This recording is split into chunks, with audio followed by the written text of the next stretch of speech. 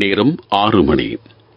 இலங்கை ஒலிபரப்பு கூட்டுத்தாபனம் செய்திகள். செய்தி ஆசிரியர் பிரியதர்ஷினி செல்வத்துறை. வாசிப்பவர் கே ஜெயகிருஷ்ணா. முதலில் தலைப்புச் செய்திகள். ஆண்களுக்கும் பெண்களுக்கும் சம உரிமை இருக்க வேண்டும் என ஜனாதிபதி தெரிவிப்பு. உலகில் எந்தவொரு நாட்டின் பொருளாதாரமும் நிலையானதாக இல்லை என பிரதமர் சுட்டிக்காட்டல். பொசோன் உற்சவத்தை முன்னிட்டு புனித நகரங்களை மையப்படுத்தி விசேட பஸ் சேவைகள். ஆசிரியர்கள் சுயின விடுமுறையை அறிவிப்பதனால் மாணவர்கள் வேறு மூலங்களை பயன்படுத்தி கல்வித் தேவைகளை பூர்த்தி செய்து கொள்வதாக சுட்டிக்காட்டல்.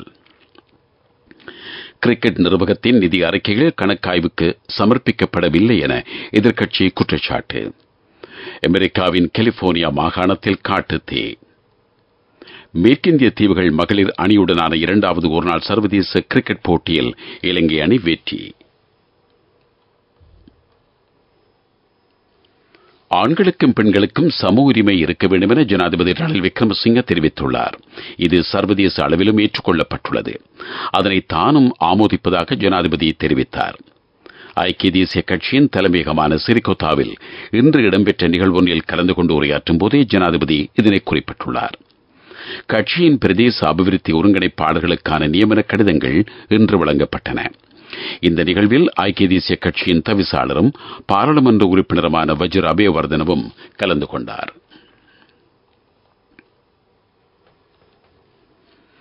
உலகில் எந்தவொரு நாட்டின் பொருளாதாரமும் ஸ்திரமானதாக இல்லை என்பதை உலகில் உருவாக்கப்பட்ட அனைத்து பொருளாதார மாதிரிகளும் எடுத்துக்காட்டுவதாக பிரதமர் தினேஷ் குணவர்தன தெரிவித்துள்ளார்.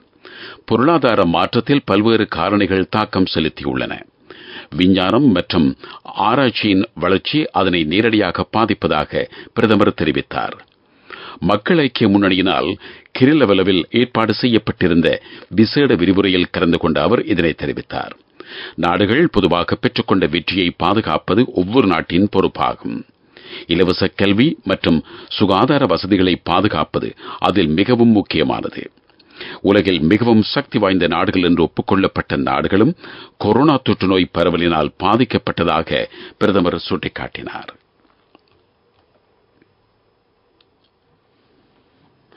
பொசோன் உற்சவத்தை முன்னிட்டு அனுராதபுரம், தந்திரிமலை மற்றும் மிகிந்தலை ஆகிய புனித நகரங்களை மையப்படுத்தி விசேட பஸ் சேவைகளை முன்னெடுக்க இலங்கை போக்குவரத்து சபை திட்டமிட்டிருக்கிறது.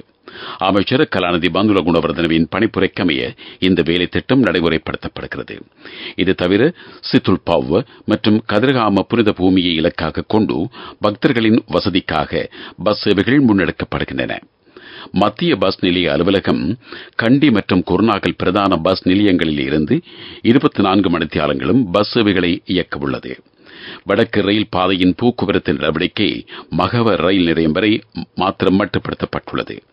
எனவே ரயிலின் வருகை தரும் யாத்திரைகளின் வசதிக்காக மகவ ரயில் நிலையத்தில் இருந்து அனுராதபுரம் நகருக்கு இலங்கை போக்குவரத்து சபைக்கு சொந்தமான பஸ் சேவைகள் இணைத்துக் கொள்ளப்பட்டுள்ளன. அதன்படி ரயில் நேர அட்டவணைக்கு அமைவாகவே பஸ் சேவைகள் முன்னெடுக்கப்படும் என இலங்கை போக்குவரத்து சபையின் தலைவர் லலித் டி அல்விஸ் தெரிவித்துள்ளார். பொசோன் உற்சவத்திற்கு அமைவாக வலிமையான பஸ் சேவைகளுக்கு மேலதிகமாக அனுராதபுரத்திலிருந்து மிகிந்தலை மற்றும் தந்திரிமலைக்கு 400 பஸ்கள் சேவையில் ஈடுபடுத்தப்படும். எதிர்வரும் 20ஆம் தேதி வியாழக்கிழமை மதியம் தொடக்கம் பஸ் சேவைகள் ஆரம்பமாகும். குறித்த பஸ் சேவைகள் எதிர்வரும் 24ஆம் தேதியுடன் நிறைவடைய உள்ளன. நீங்கள் கேட்டுக்கொண்டிருப்பது இலங்கை ஒலிபரப்பு கூட்டுத்தாபனத்தின் செய்திகள்.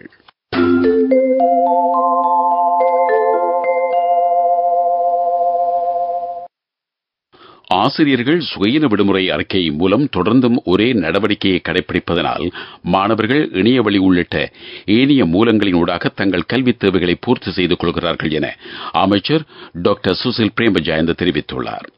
கொழும்பு கோதமி மகளிர் வித்தியாலயத்தில் இடம்பெற்ற நிகழ்வில் கலந்து கொண்ட அமைச்சர் இதனை தெரிவித்தார். வேகமாக வளர்ந்து வரும் அறிவுபூர்வமான சமூகத்தை பற்றிய தெளிவின்றி முன்னோக்கி செல்ல முடியாது எனவும் அமைச்சர் சுட்டிக்காட்டினார். இந்த விஷயத்தை ஆசிரியர்களும் மூத்தோரும் புரிந்து கொள்ள வேண்டும். அனைத்து பாடசாலைகளையும் டிஜிட்டல் மயப்படுத்தி ஒரே வலையமைப்பின் கீழ் கொண்டு வருவதன் மூலம் சகல பாடங்களையும் ஒரே இடத்திலிருந்து மாணவர்களுக்கு கற்பிக்க முடியும் என்று அமைச்சர் தெரிவித்தார். மாணவர்களுக்கு கல்வி வழங்குவதில் ஆசிரியர்கள் மிகவும் திறமையாகவும் செயல்திறன் மிக்கவர்களாகவும் இருக்க வேண்டும். மாணவர்களுக்காக தம்மை மாற்றிக்கொள்ளும் திறன் ஒவ்வொரு ஆசிரியருக்கும் இருக்க வேண்டும் என்று அமைச்சர் சுட்டிக்காட்டினார். மாறிவரும் உலகத்திற்கும் கல்விக்கும் ஏற்ப மாற வேண்டியது அவசியமாகும். அவ்வாறன்றி உலகை மாற்றுவது பயனற்ற செயலாகும். புரிந்துணர்வின்றி நடவடிக்கை எடுப்பதனால் நீண்ட காலத்திற்கு முன்னோக்கி செல்ல முடியாது என அமைச்சர் சுசில் பிரேமஜயந்த மேலும் சுட்டிக்காட்டினார்.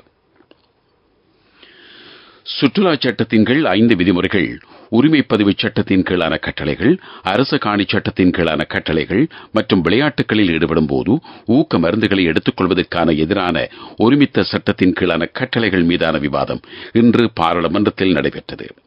இதில் கலந்து கொண்ட அமைச்சர் ஹரின் பெர்னாண்டோ அரசியல் தலையீடு செய்த அனைத்து விளையாட்டும் பாதிக்கப்பட்டதாக தெரிவித்தார். கிரிக்கெட் விளையாட்டில் நெருக்கடிகள் உள்ளன, ஆனால் இது ஒரு நிர்வாக பிரச்சினையாகும். சுற்றுலா கொள்கை ஒன்று விரைவில் அறிமுகப்படுத்தப்படும் எனவும் அமைச்சர் குறிப்பிட்டார். 49 சுற்றுலா வலயங்கள் உருவாக்கப்படும், அவற்றில் 29 பணிகள் நிறைவடைந்திருப்பதாகவும் அவர் குறிப்பிட்டிருக்கிறார். கிரிக்கெட் தொடர்பான சட்டமூலத்தை விரைவில் பாராளுமன்றத்தில் சமர்ப்பிக்க வேண்டும் என பாராளுமன்ற உறுப்பினர் விஜித ஹேரத் தெரிவித்தார். அதற்கான அங்கீகாரத்தை விரைவில் பெற்றுக் கொள்ள வேண்டும்.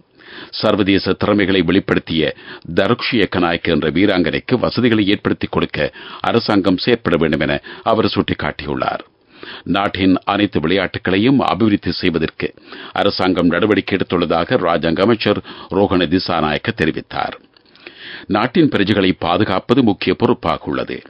அதற்கான பல நடவடிக்கைகளை தற்போதைய ஜனாதிபதி மேற்கொண்டு வருவதாக அவர் தெரிவித்தார். விவாதத்தில் கலந்து கொண்ட அமைச்சர் அலி சப்ரி கிரிக்கெட்டின் நிர்வாக அமைப்பில் மாற்றம் உருவாக்கப்பட வேண்டும் என்று தெரிவித்தார். நபர்களை மாற்றுவதன் மூலம் மாத்திரமே மாற்றத்தை ஏற்படுத்த முடியாது. புதிய விதிகளின்படி கிரிக்கெட் விளையாட்டிற்கு திறமையான நிர்வாக அதிகாரிகள் குழு நியமிக்கப்பட வேண்டும் என்று அமைச்சர் அலி சப்ரி சுட்டிக்காட்டினார். விவாதத்தில் கலந்து கொண்ட பாராளுமன்ற உறுப்பினர் ஹேஷாவிதானகே கிரிக்கெட் நிறுவனத்தின் நிதி அறிக்கைகள் கணக்காய்வுக்கு சமர்ப்பிக்கப்படவில்லை என்று தெரிவித்தார்.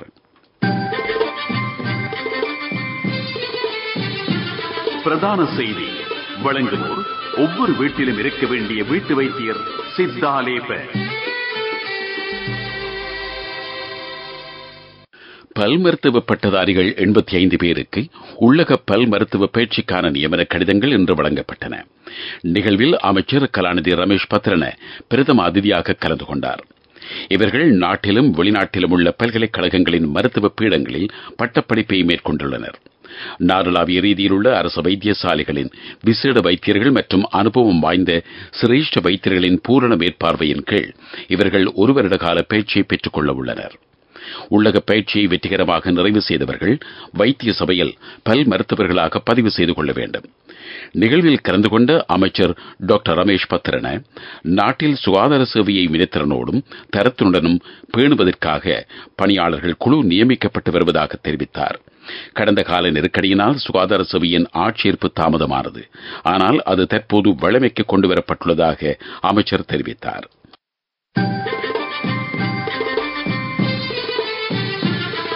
பிரதான செய்தி வழங்கியோர் ஒவ்வொரு வீட்டிலும் இருக்க வேண்டிய வீட்டு வைத்தியர் சித்தாலேப. உங்கள் கவனத்திற்கு கடந்த 5 ஆண்டுகளில் இலங்கையில் பிறப்பு எண்ணிக்கை 1 லட்சத்தையும் விட குறைவடைந்துள்ளதாக மகப்பேற்று மருத்துவர்கள் விடுத்துள்ள அறிக்கையில் தெரிவிக்கப்பட்டுள்ளது. இதேவேளை இறப்பு எண்ணிக்கை 35,000 அதிகரித்துள்ளது. தம்பதிகள் கருவுற்ற காலத்தில் இலங்கையை விட்டு வெளியேறியமையே இதற்கான முக்கிய காரணம் என மகப்பேற்று வைத்தியர் பேராசிரியர் சனத் லினரால் தெரிவித்துள்ளார். பொருளாதார நெருக்கடியும் இதற்கான மற்றொரு காரணம். கடந்த 5 ஆண்டுகளில் திருமணம் செய்து கொண்டவர்களின் எண்ணிக்கை 12.5% குறைவடைந்துள்ளதாகவும் மகப்பேற்று வைத்தியர் பேராசிரியர் சனத் லினரால் தெரிவித்துள்ளார். உலகச் செய்திகள். அமெரிக்காவின் கலிபோர்னியா மாகாணத்தின் லாஸ் ஏஞ்சல்ஸ் கவுண்டி பகுதியில் காட்டுத்தீவு பரவியுள்ளது. இதனால் 3600 ஏக்கர் நிலப்பரப்பு தீயில் எரிந்து நாசமாகியுள்ளது. ஹங்கிரி வேலி பகுதியில் இருந்து 1200 பேர் பாதுகாப்பாக வெளியேற்றப்பட்டனர். பலத்த காற்று காரணமாக தீயை அணைப்பது சவாலாகவும் இருந்ததாக தீயணைப்பு துறையினர் தெரிவித்துள்ளார்கள். இந்த வருஷத்தில் ஏற்பட்ட மிகப்பாரிய காட்டுத்தீ இதுவாக கருதப்படுகிறது. கலிபோர்னியா பல்கலைக்கழக விஞ்ஞானிகள் பூமியின் மேற்பரப்பை விட உட்புறம் மிகவும் மெதுவாக சுழல்வதை உறுதிப்படுத்தியிருக்கிறார்கள். இது மணித்தியாலம், நாட்கள் மற்றும் வாரங்களில் குறிப்பிடத்தக்க தாக்கத்தை ஏற்படுத்தும். பூமிக்கு கீழே 4800 கிலோமீட்டர் ஆழத்தில் வெப்பமும் அடர்த்தியும் நிறைந்த இரும்பு மற்றும் நிக்கல் கலந்த கோளம் ஒன்று சுழன்று கொண்டிருப்பதை விஞ்ஞானிகள் முன்னரே கண்டுபிடித்திருக்கிறார்கள். இதனால் உலகில் ஏற்படும் நிலநடுக்கங்களின் எண்ணிக்கையும் அதிகரிக்கலாம். அத்துடன் கால மாற்றத்திலும் சிறிதளவு மாற்றங்களும் ஏற்படலாம் எனவும் விஞ்ஞானிகள் எதிர்ப்பு கூறியுள்ளதாக சர்வதேச செய்திகள் தெரிவிக்கின்றன.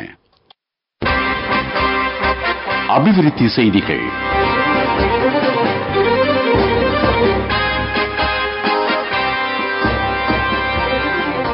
ஹம்பாந்தோட்டை மாவட்டத்தின் பல்வேறு சிறிய நீர்ப்பாசன திட்டப் பணிகள் தற்பொழுது புனரமைக்கப்பட்டு வருகின்றன.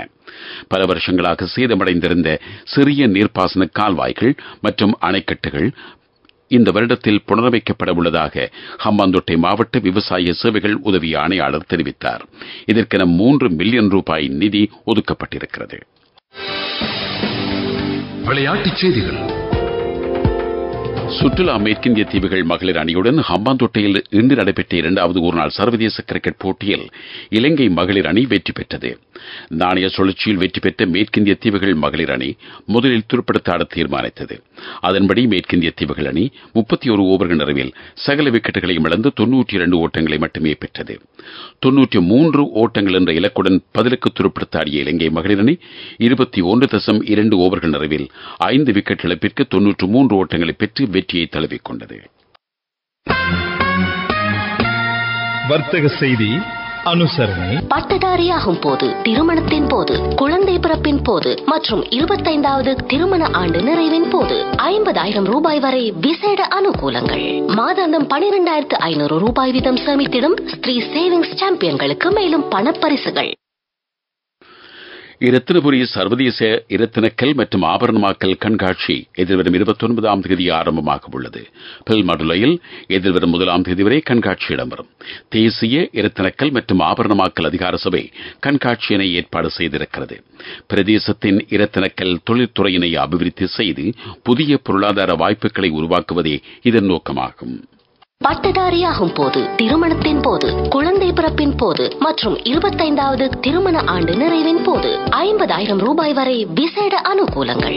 மாதாந்தம் 12,500 ரூபாய் வீதம் சேமித்திடும் ஸ்ரீ சேவிங்ஸ் சாம்பியன்களுக்கு மேலும் பணப்பரிசுகள். பொருளாதார செய்திகள்.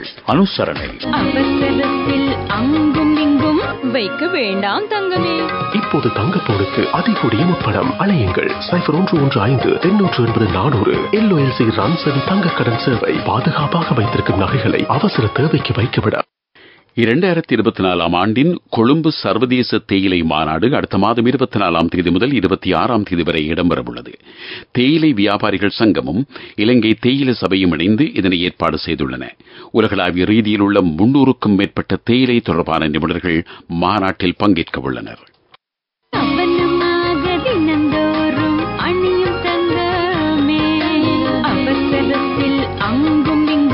வைக்க வேண்டாம் தங்கமே. இப்போது தங்கப்போனுக்கு அதிகூடிய முற்படம். அலையுங்கள் 0115-880-400. LOLC ரன்சவி தங்க கடன் சேவை. பாதுகாப்பாக வைத்திருக்கும் நகைகளை அவசர தேவைக்கு வைக்கவிட. காலநிலை அறிக்கை. நாட்டின் தென்மேற்கு பகுதியில் நிலவும் மழையுடனான காலநிலை நாளை முதல் அடுத்த சில நாட்களில் அதிகரிக்கக்கூடும் என வளிமண்டலவியல் திணைக்களம் அறிவித்துள்ளது. மேல் சபரகமுவ வடமேல் மாகாணங்களிலும் கண்டி, நுவரெலியா, காலி, மாத்தறை மாவட்டங்களிலும் அவ்வப்போது மழை பெய்யக்கூடும். மேல் சபரகமுவ மாகாணங்களின் சில இடங்களில் 75 மில்லிமீட்டருக்கும் அதிகமான மழை பெய்யக்கூடும். ஊவா மாகாணத்திலும் அம்பாறை, மட்டக்களப்பு மாவட்டங்களிலும் சில இடங்களில் மாலை அல்லது இரவில் மழை அல்லது இடியுடன் கூடிய மழை பெய்யக்கூடிய சாத்தியம் காணப்படுகிறது. மத்திய மலைநாட்டின் மேற்கு சரிவு பகுதிகளிலும் வடக்கு, வடமத்திய, வடமேல் மாகாணங்களிலும் திருகோணமலை, ஹம்பாந்தோட்டை, மொனராகலை மாவட்டங்களிலும் அவ்வப்போது மணித்தியாலத்திற்கு 40 தொடக்கம் 50 கிலோமீட்டர் வேகத்தில் காற்று வீசக்கூடும் என திணைக்களம் வெளியிட்டுள்ள வானிலை அறிக்கையில் குறிப்பிடப்பட்டுள்ளது. மீண்டும் தலைப்புச் செய்திகள். ஆண்களுக்கும் பெண்களுக்கும் சம உரிமை இருக்க வேண்டும் என ஜனாதிபதி தெரிவிப்பு. உலகில் எந்த ஒரு நாட்டின் பொருளாதாரமும் நிலையானதாக இல்லை என பிரதமர் சுட்டிக்காட்டல். புசோன் உற்சவத்தை முன்னிட்டு புனித நகரங்களை மையப்படுத்தி விசேட பஸ் சேவைகள். ஆசிரியர்கள் சுயின விடுமுறையை அறிவிப்பதனால் மாணவர்கள் வேறு மூலங்களை பயன்படுத்தி கல்வித் தேவைகளை பூர்த்தி செய்து கொள்வதாக சுட்டிக்காட்டல். கிரிக்கெட் நிர்வாகத்தின் நிதி அறிக்கைகள் கணக்காய்வுக்கு சமர்ப்பிக்கப்படவில்லை என எதிர்க்கட்சி குற்றச்சாட்டு. அமெரிக்காவின் கலிபோர்னியா மாகாணத்தில் காட்டுத்தீ. மேற்கிந்திய தீவுகள் மகளிர் அணியுடனான 2வது ஒருநாள் சர்வதேச கிரிக்கெட் போட்டியில் இலங்கை அணி வெற்றி. இத்துடன் செய்திகள் முடிவடைந்தன. எமது அடுத்த பிரதான செய்திகள் இன்றிரவு 9 மணிக்கு ஒலிபரப்பாகும்.